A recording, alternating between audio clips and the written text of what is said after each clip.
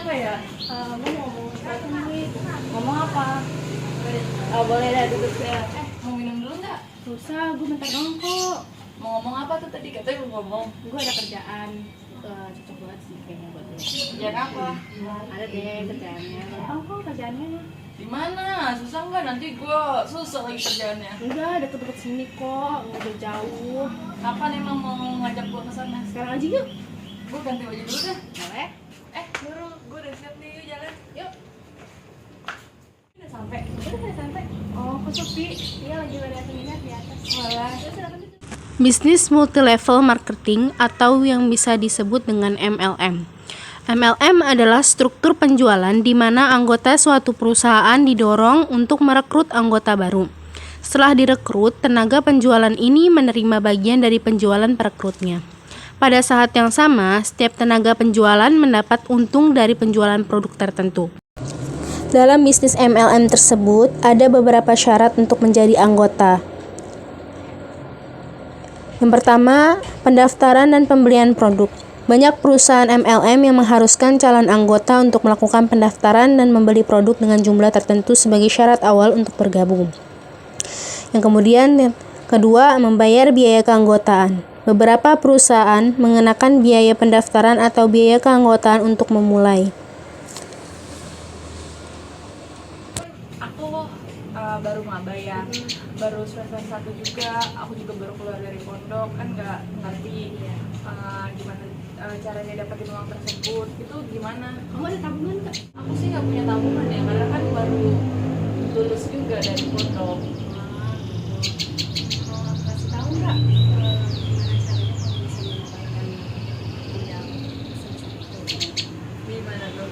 Kamu buka aplikasi Laku, sekarang aja. Oh, kayak aplikasi pinjol gitu yang orang-orang pada pinjam ya?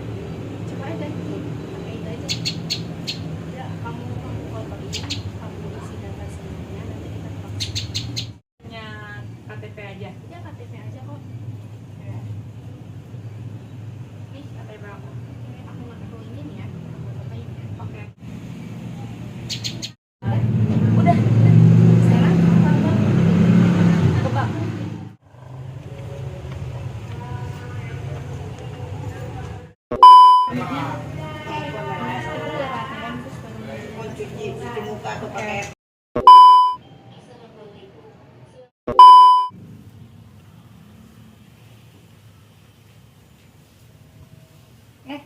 Kak, ngapain kak? Lagi main game.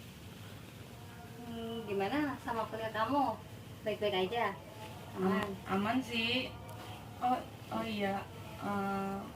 Mi, aku mau ada yang diomongin. Kamu apaan? Aku boleh kerja nggak? Ya apa kak? Itu yang kayak Abi di MLM, yang kayak Abi.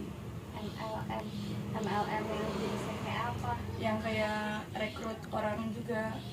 Rekrut orang. Kalau kayak gitu berarti harus butuh modal dong kak. Kalau kayak gitu mah. Iya, modalnya 3,5 juta. Kamu Satu emang, paket. emang kamu punya uang untuk sebesar itu? Sedangkan kamu aja masih kuliah loh kak. Nggak punya sih, kemarin aku diarahin sama temen aku untuk ada di suatu aplikasi suruh daftar gitu sama anuin KTP, kasih KTP supaya bisa di ACC dari aplikasinya. Loh, kalau kamu ngasih KTP itu biasanya itu suka aplikasi-aplikasi yang ngarahin ke pinjaman online kak. Emang iya? Biasanya Udah ngisi berkas sama KTP aku udah difoto sama temen aku, tinggal nunggu pencairan dananya aja. Terus nanti temen aku itu kalau udah cair itu dananya aku kasih ke teman, terus temen aku tinggal kasih ke ownernya. kok bisa sih kak? Bagaimana dengan kerjanya kamu? Sistemnya kayak gimana? Kamu udah tahu? Fungsi Mi sama kerjaannya juga aku juga nggak stres. Kamu nggak srek sama kerjaan itu, kenapa kamu udah nyerahin KTP kamu dan ngisi data diri kamu ke sana kak? Ya aku juga nggak tahu sih, nggak ngerti juga aku.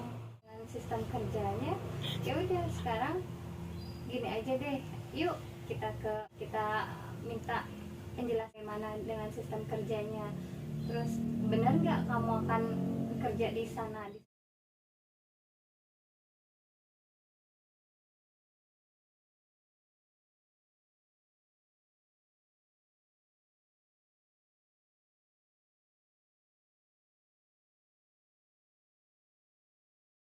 Kesimpulan saya ambil tentang bisnis MLM ini, kita harus selalu waspada terhadap tawaran yang terlalu bagus dan menjadi kenyataan, atau bisa dibilang itu penipuan yang menggunakan omong-omong atau keuntungan besar dalam waktu yang singkat. Dan penting untuk selalu skeptis, kesepakatan yang tidak jelas tidak memiliki dasar yang kuat. Dan yang kedua itu pentingnya kita komunikasi dengan keluarga, yaitu contohnya meskipun kita ingin mandiri atau tidak ingin merepotkan orang tua, kita penting sih untuk terlalu terbuka dan jujur dan tidak mengambil keputusan sendiri atau melakukan hal-hal yang gak orang tua inginkan atau terjadi pada kita gitu. Dan yang ketiga itu pahami risiko pinjaman online. Pinjaman online itu seringkali memiliki bunga yang tinggi dan syarat itu yang sangat gak jelas. Dan sebelum mengambil pinjaman, penting untuk memahami semua kondisi dan konsekuensinya. Dan yang keempat itu pendidikan bisnis tentang MLM. Jika tertarik dengan membuka bisnis MLM ini, lakukan penelitian mendalam tentang perusahaannya, model bisnisnya.